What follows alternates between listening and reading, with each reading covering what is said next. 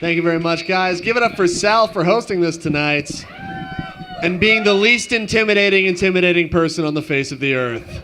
Like, you look at Sal and you're like, this guy works out, and maybe he's a cholo because there's a bandana on the back pocket.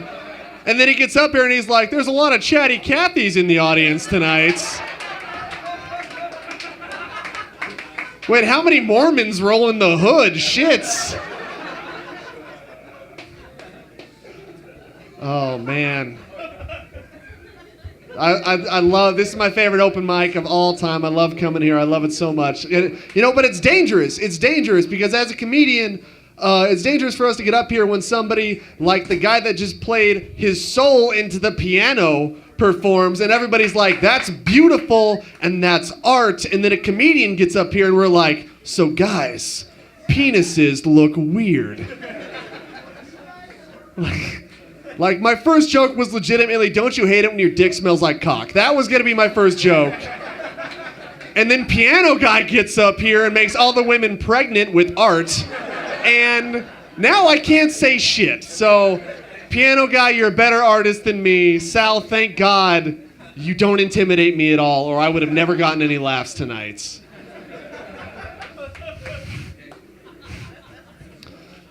So, let's start things out right. I have a black friend. You have a white friend? Yeah, you do, buddy.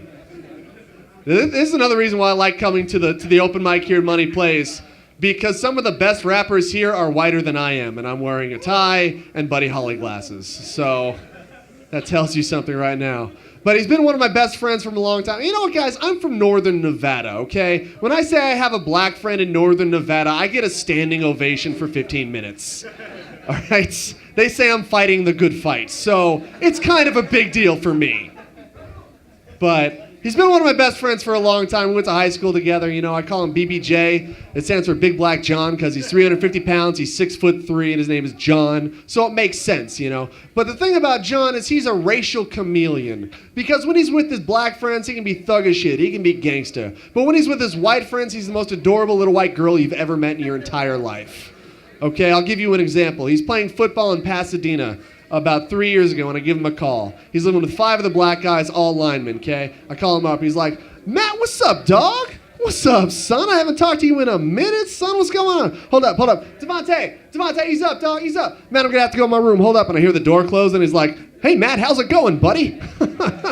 Good to hear from you, friend. Thanks, one black guy who laughed. I appreciate that. White people, you're racist.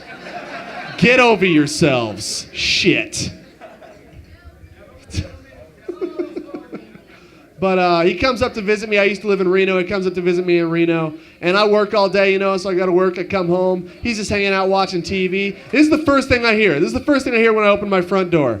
The hills are alive with the sound of music.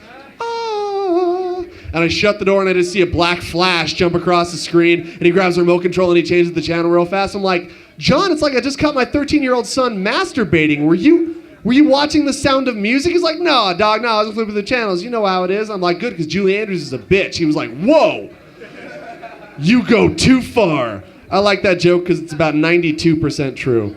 This next joke is 100% verbatim true. We're playing beer pong here in Las Vegas because we have family here. We're playing at a beer pong game. And he turns to me and he goes, hey, Matt, my mom was on Ancestry.com and she just found out our family is from Arkansas and we moved away from Arkansas 150 years ago. And I looked at him and I was like, John, what the hell was your family doing in Arkansas 150? Oh. Now I remember.